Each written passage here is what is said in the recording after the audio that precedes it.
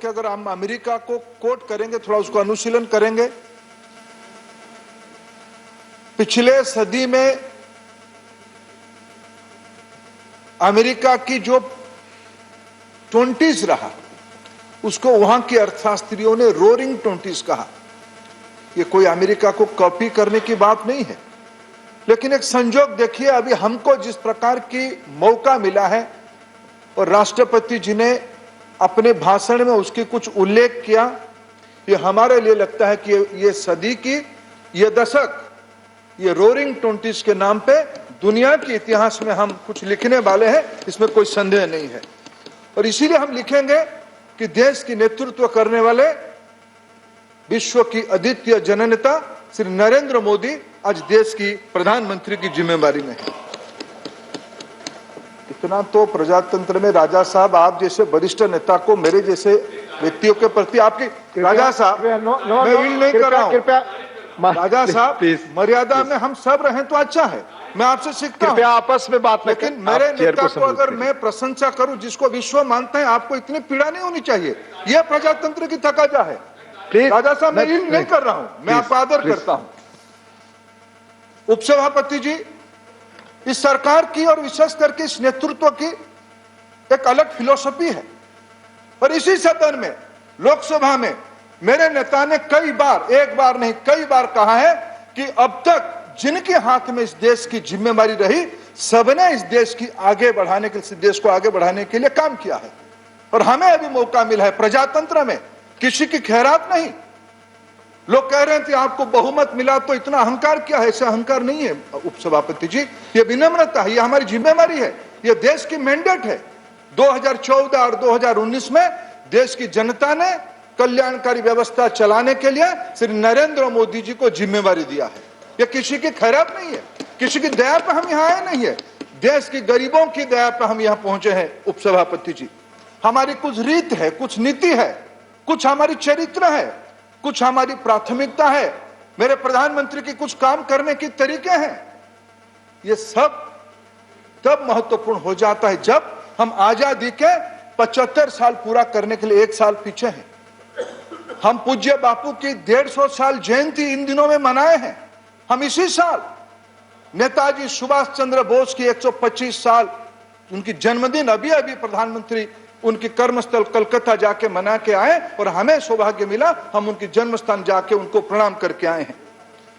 उपसभापति जी, 2014 में जब प्रधानमंत्री जी पहली बार एनडीए की नेता चुनने के बाद अपनी प्राथमिकता गिनाए थे, उन्होंने क्या कहा था, मैं आज इस चर्चा के अवसर पर उसको दोबारा उल्लेख करना चाहूंगा। नई बात नहीं है, लेकिन उल्लेख करना चाहूंगा कि मेरे प्राथमिकता देश की गरीबों के लिए रहेगी, देश की महिलाओं के लिए रहेगी, देश की युवाओं के लिए रहेगी, कृषक के लिए रहेगी, वंचित वर्गों के लिए रहेगी, पिछड़े जाति के लोगों के लिए रहेगी, अनुसूचित जाति जनजाति मित्रों के लिए रहेगी। यह हमारी सरकार की नीति है। सबके साथ सबके विकास, सबकी विश्वास जितना हमारी नीति रहा है, हमारी सरकार चलाने की मूल मंत्र रहा है मिनिमम गवर्नमेंट मैक्सिमम गवर्नेंस।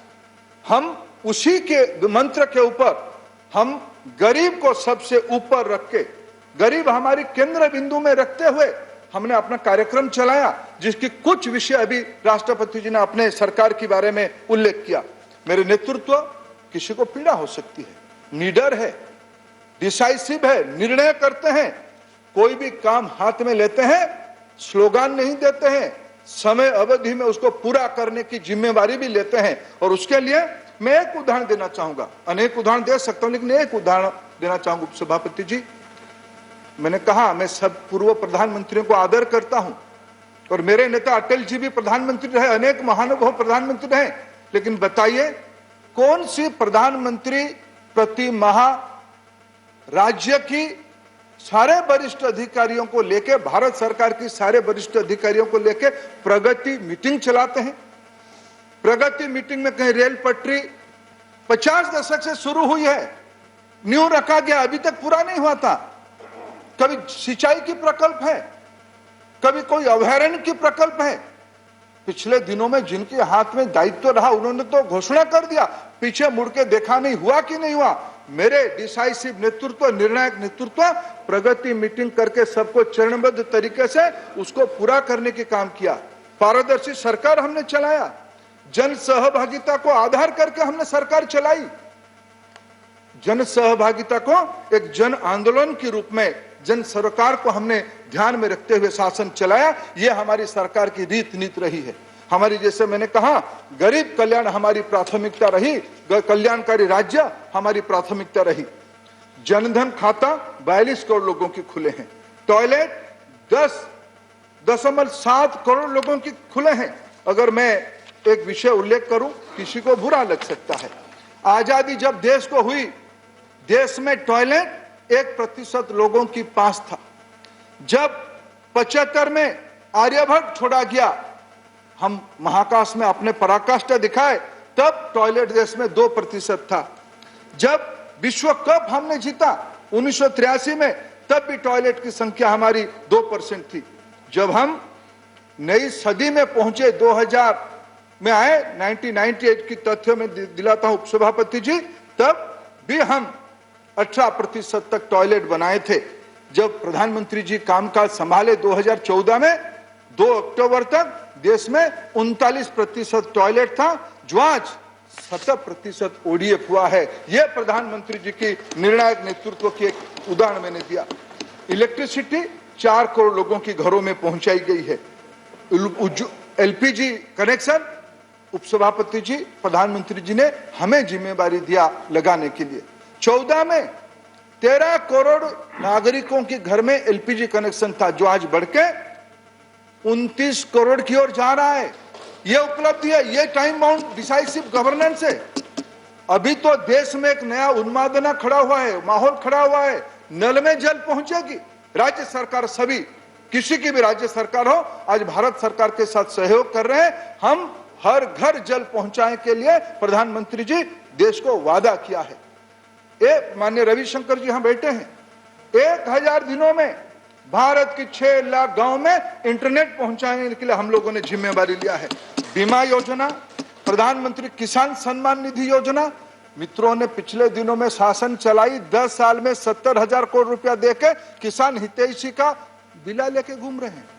मेरे प्रधानमंत्री तो सालाना 70,000 करोड़ रुपया किसान के खाते में डीबीटी कर रहे हैं, कोई बिचौलियों की बिना मध्यस्थता में। एग्रीकल्चर लोन बढ़ाई गई है, मुद्रा योजना। और गरीब कल्याण, जब मैं कहता हूं, शिक्षा से सबसे गरीब की भाग्य तब विकास परिवर्तित होती है